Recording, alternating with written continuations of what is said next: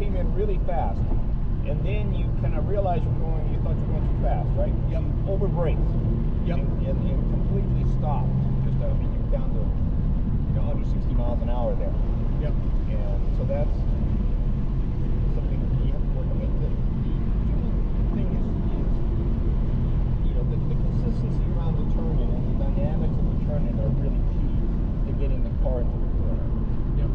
And I want you to think about the whole idea. You're going to be slowing down slowly, okay, all the way to the slow point in the corner, which is going to be around the apex by a car length either side. Yep.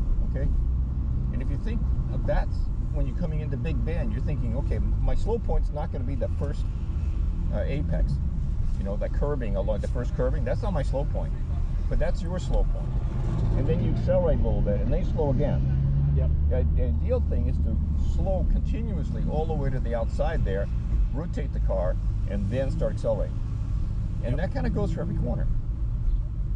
That's the quick way. You want to basically get to the slow point as fast as you can, and then you want to get away from the slow point as fast as you can.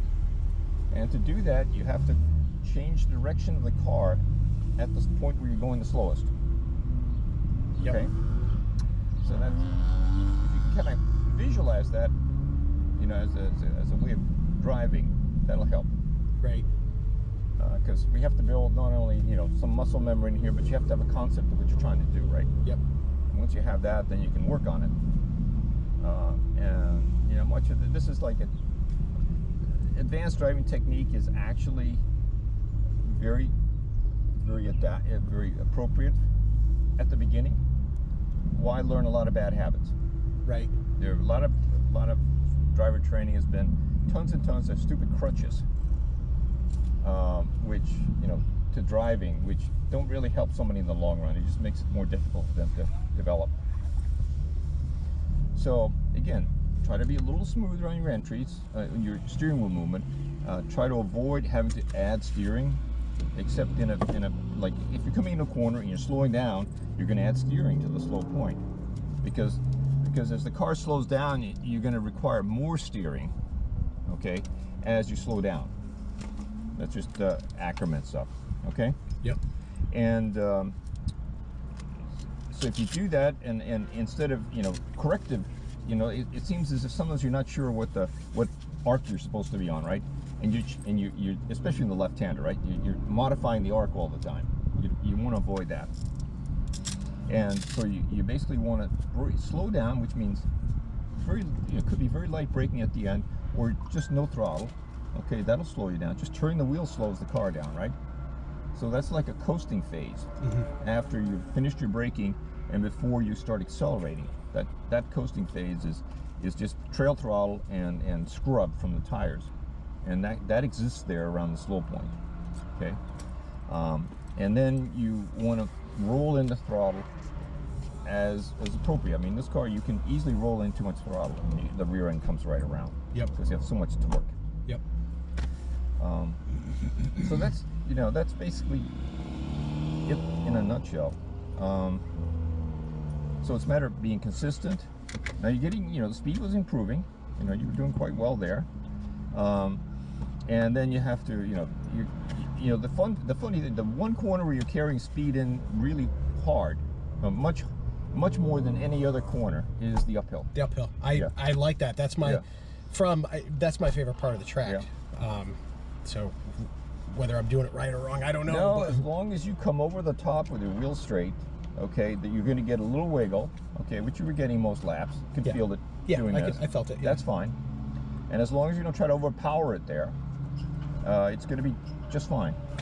And then, the turning points really were well marked today, and you should really observe. But your time along the apex should be longer.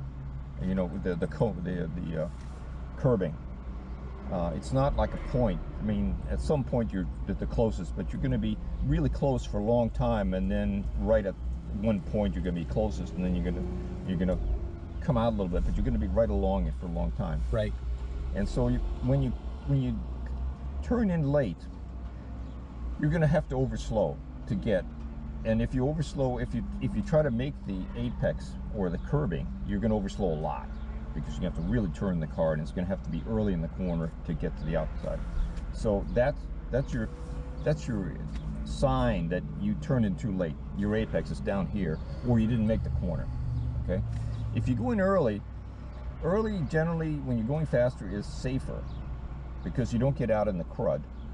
But it's only safer if you recognize that you got in early, in which case you basically delay your power, okay, and you hug the curb until you intercept the line that you want to be on. Then you can go back to normal throttle and accelerate out. And that's the same approach you use when you're passing somebody on the inside.